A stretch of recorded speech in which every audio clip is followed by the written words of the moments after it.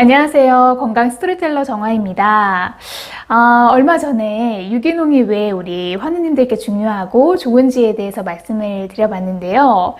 이 영상을 보시고 많은 분들께서 본인께서도 유기농을 위주로 드시고 계신다라는 말씀도 해주셨고, 반대로 무엇보다 부담스러운 가격 때문에 접근하기가 좀 쉽지 않다라는 점도 많이 공감을 해주셨습니다. 저도 사실 항상 유기농을 구매하면서 가장 좀 걱정스러운 점이 주머니 사정이거든요. 특히 요즘은 물가도 왜 이렇게 많이 올랐는지 마트에서 그 무항생제 계란 한 판 사려고 하면 일반 계란에 한 2배 가까이 되는 돈을 주어야 살 수가 있더라고요. 그래서 이런 고민은 우리 주부분들이라면 다 공감하실 것 같아서요. 오늘은 꼭 유기농이 아니어도 괜찮은 야채에 대해서 말씀을 드려볼까 합니다. 사실 전부 유기농이라면 뭐 더할 나위 없이 좋겠지만 현실적으로 주머니 사정 어렵잖아요. 그래서 우선순위를 만들어 본 뒤에 필요한 부분을 유기농으로 채우고 그나마 안전한 야채는 일반 제품으로 구매하시면 어느 정도 경제적이고 합리적인 식단을 만들어 주실 수 있을 것 같습니다. 이 내용은 미국의 영양 건강 전문 칼럼과 기타 기사 자료들을 바탕으로 참고해서 말씀드려볼게요. 네, 첫 번째 꼭 유기농을 고집할 필요 없는 야채는요, 아보카도입니다. 자, 유기농 아보카도는 일반 아보카도보다 마트에서 알당 한 1,000몇백 원 정도 비싼데요.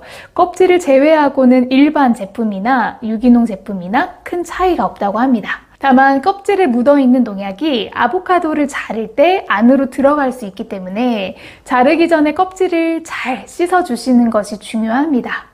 그래서 보통 단단하거나 두꺼운 껍질을 가진 과일들 있잖아요. 이런 것들은 굳이 유기농이 아니더라도 농약이 안으로 침투하기가 어렵고 애초에 세균이 안으로 침투하기가 쉽지 않은 구조여서 독성이 강한 농약을 사용하지는 않는다고 하니까요. 참고로 알아두시면 도움이 되실 것 같습니다. 네, 두 번째, 굳이 유기농으로 고집하지 않아도 되는 거는요, 바로 올리브유입니다. 우리 구독자분들께서도 올리브유가 몸에 좋다는 건 잘 알고 계실 것 같아요. 그래서 더 좋은 오일을 먹기 위해서 유기농 올리브 오일을 비싼 가격에 구매하시는 분들도 꽤 계실 것 같은데요. 사실 올리브유 같은 경우는 유기농 유무도 물론 따지면 사실 가장 좋죠. 그런데 우선적으로는 엑스트라 버진 제품인지 이 부분을 먼저 확인하시는 것이 더 좋습니다.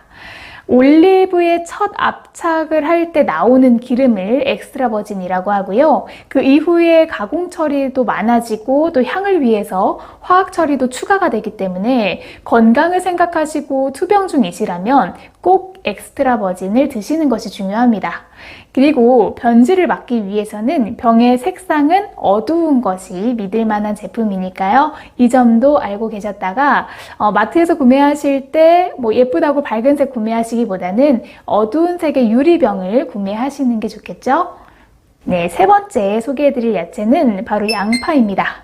양파는 땅속에서 자라기 때문에 해충의 영향을 다른 야채들보다 덜 받는 채소 중에 하나입니다. 그래서 재배할 때 농약을 거의 쓰지 않고 재배를 하기 때문에 유기농으로 키운 양파가 아니라고 하더라도 비교적 안전하게 드실 수 있습니다.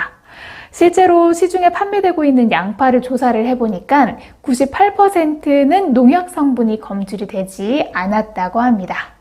네, 네 번째는요, 바로 많이 드시는 배추입니다. 우리가 김치를 담궈서 드시는 분들은 건강을 생각해서 유기농 배추를 선호하시는 분들이 꽤 계실 것 같아요. 사실 배추는 벌레가 잘 먹는 채소 중에 하나이기 때문에 대량 재배를 하는 경우 이 비료 농약의 사용이 불가피하다고 합니다.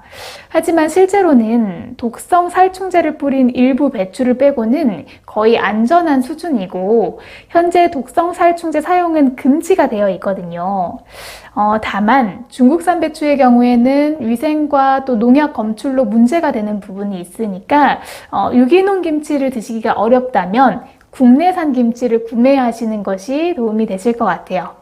저는 가끔 김치 떨어지고 급하게 살 때는 이마트 가서 노브랜드 국내산 김치를 사 먹기도 합니다.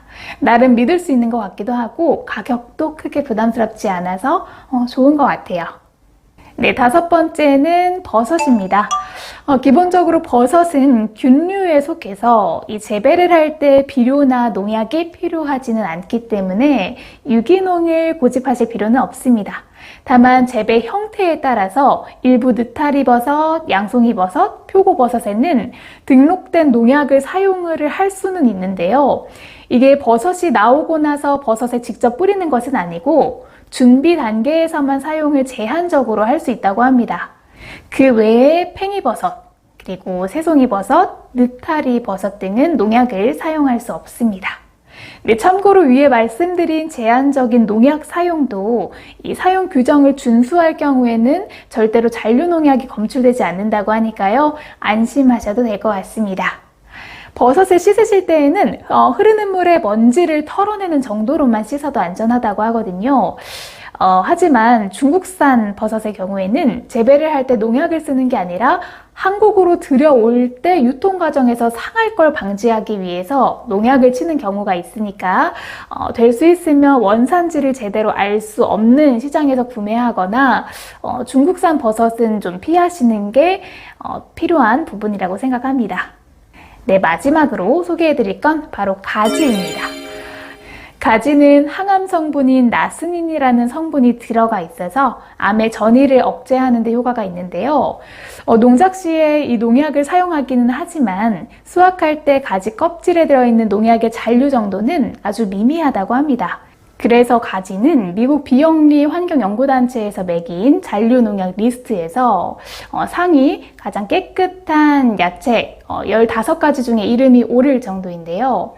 기타 대량살충제를 사용하는 타 채소에 비해서 잔류농약이 안전하다고 하니까 몸에 좋은 가지 많이 드시고 도움 받으셨으면 좋겠습니다. 네, 오늘은 이렇게 굳이 비싼 유기농이 아니어도 되는 식품에 대해서 알아보았는데요. 저도 그렇지만 생활비가 한정되어 있고 또 유기농을 제한적으로 구입하고 싶다라고 한다면 위에 말씀드린 야채는 일반으로 구매하시고 잘 세척하셔서 드시면 될 것 같고요. 나머지 식품들은 유기농으로 구매하셔서 요리해 드시면 경제적인 부담도 좀 덜 수 있고 건강도 함께 지킬 수 있는 두 마리 토끼를 잡을 수 있는 방법이 될 수 있지 않을까 생각해 봅니다. 네, 오늘은 이것으로 마무리하겠습니다. 오늘도 시청해 주셔서 항상 감사드리고요. 건강한 식탁으로 건강한 삶을 영위할 수 있는 우리 구독자 여러분들이 되셨으면 좋겠습니다. 네, 그럼 다음에 또 뵙도록 할게요. 항상 건강하세요. 감사합니다.